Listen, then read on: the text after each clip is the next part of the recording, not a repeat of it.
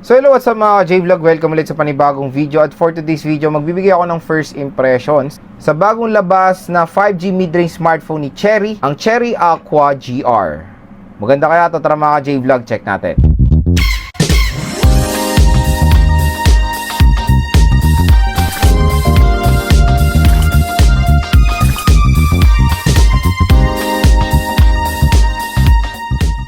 So bago tayo mag-start, quick reminder lang mga ka-J-Vlog, hindi po ito review or unboxing.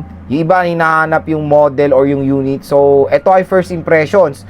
So sa first impressions, kahit wala yung smartphone, pwede pa ako makapagbigay of course ng opinion ko based sa specifications nitong smartphone na to. Kasi very familiar naman ako sa specs. So syempre, kahit na wala yung unit ay pwede pa naman tayo makapagbigay ng opinion natin. So let's hope in the next video ma-review, unbox, and game test natin. So nagde-decide din ako syempre bumili nito kaya stay tuned lang. Ngayon, hanggang wala pa yung unit ay magbigay muna tayo ng first impressions. First impressions, price, and of course availability.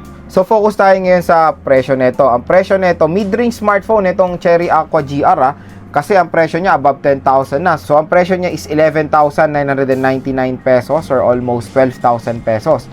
Itong Cherry Aqua GR na merong 8GB of RAM and 256GB of internal storage. So 5G po itong smartphone na to. At syempre available na siya ngayon sa market sa official store ni Cherry sa Shopee. Mabibili nyo na to. Pag bibili kayo na ito, check natin as of ngayon February. Ayan, pag bumili kayo ng Cherry Aqua GR sa official store ni Cherry sa Shopee, makukuha kayo ng free Bluetooth speaker, game controller, screen protector, and a jelly case. So, yun po yung makukuha nyo. Pag bumili kayo na itong Cherry Aqua GR, gumawa rin ito ng ingay ngayong lumabas dito sa Philippines dahil nag-comeback nga ang Cherry when it comes to smartphones. Dalawa yung ma-offer nilang smartphone ngayon, yung Cherry Aqua GR at saka yung Cherry S11 Pro. So, mas mura yun. Abangan nyo, ibang video gagawa rin ako ng first impression ng Cherry S11 Pro. Focus tayo dito sa 5G smartphone ngayon ni Cherry, ang Aqua GR. So, available na siya. Kung interesado kayo, ilalagay ko po yung link niya sa description.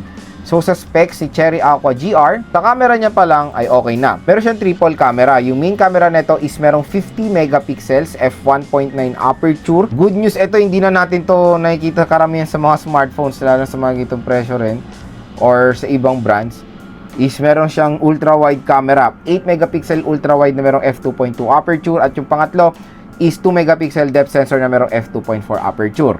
Ang malupit dito sa Cherry Aqua GR, support niya ang 4K video recording. So yon, makakapag-vlog kayo dito ng maayos, 4K video recording, okay na okay yan.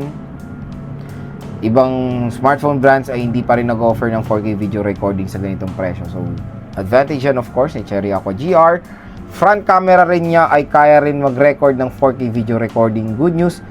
Tapos, yung front camera niya, merong 16 megapixels po. Sa screen na tong smartphone na to or sa display, napaka-premium mga ka-J-Vlog, pang flagship level na ang display ng Cherry Aqua GR dahil curved edge display na tong smartphone na to. So napaka-solid, napakalaki, 6.8 inches with AMOLED display. So yes, narinig nyo, AMOLED display na itong smartphone na to. Napaganda, grabe, ang resolution mataas din, Full HD Plus 1080p, Full HD Plus 1080 by 2400 pixels. Support pa ang 120Hz screen refresh rate. So, bibigyan kayo nito ng smartphone na to ng premium viewing experience. Flagship level ang display na itong smartphone na to. All goods yan. So, OS, out of the box, Android 13 siya. Yung chipset nito ay okay na okay din mga J-Vlog dahil ang ino-offer niya is the MediaTek Dimensity 7050 chipset na 6 nanometer. Napakaliit. Clock speed, napakabilis. Octa-core CPU na merong clock speed na up to 2.6 GHz. And yung GPU niya is Mali G68. So, specs-wise, syempre mga J-Vlog ay all goods na all goods po yan for gaming. So, grabe. Chipset, very snappy. Kaya, napakasulit din ang presyo nitong Cherry Aqua GR. Perfect na perfect mga J-Vlog yung chipset na nilagay nila dito sa smartphone na to. Meron nga rin siyang 8GB of RAM and 256GB of internal storage. At ang maganda rin dito, meron siyang dalawang biometrics which is face unlock at fingerprint scanner. Yung fingerprint scanner niya ay in-display na. Pagdating sa battery, parang flagship level yung battery niya dahil hindi sumakto ng 5,000. 4,700 mAh na removable battery with 68 watt fast charging. So yun mga ka-J-Vlog, nalaman nyo na yung price, specs, and availability ng Cherry Aqua GR. Next, dito tayo sa first impressions ko dito sa smartphone na to based sa kanyang specification. Number 1, sa kanyang display. Yung display nga nito, tulad ng sinabi ko sa earlier part ng ating video, na meron tong premium display sa mid-range category. Biruin nyo yung curved display, AMOLED, Full HD Plus 1080p, 120Hz screen refresh rate. Okay na okay, napakalaki pa ng screen size na 6.8 inches. Kaya panigurado, pag magfe-Facebook kayo dito or manonood ng movies, may enjoy nyo po yung viewing experience sa Cherry Aqua GR. Number 2 mga ka-J-Vlog sa chipset, napakabangis din ng chipset nito, MediaTek Dimensity 750, clock speed pa lang, tignan nyo, 2.6 GHz, napakabilis niyan sa ganyang presyo na 12,000 pesos. Tapos, yung GPU niya is Mali G68. So, kung gaming din ang pag-uusapan, panigurado specs-wise, kayang-kaya yan ng Cherry Aqua GR. Number 3 sa kanyang RAM at ROM. Sa RAM at ROM, reasonable, yes, 8GB 256.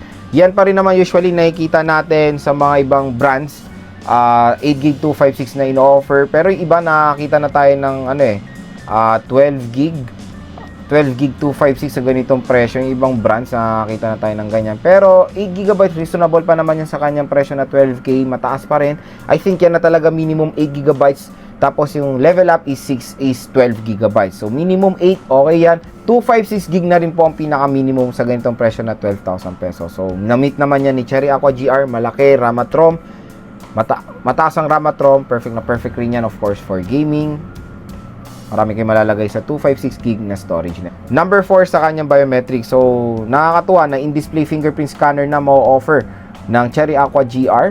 So upgraded na rin, di ba? Sa 12,000 pesos, yes, yan na rin naman yung nakikita natin sa karamihan ng brands. Pero ibang brands nag-stick pa rin sa side-mounted fingerprint scanner para mag-cost cut to achieve a 5G smartphone. Pero dito, 5G na mga J-Vlog. Ito kasi dito maganda, 5G na siya. Tapos, in-display fingerprint scanner pa. Saan pa kayo?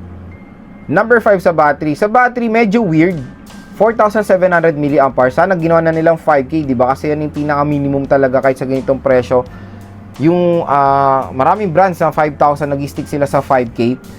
Dito 4.7. Yung 4.7 usually nakikita natin yung mga ganyang 4 plus sa flagship level category. Ewan ko ba't din nila minimit yung 5K. Siguro nagko-cost cut.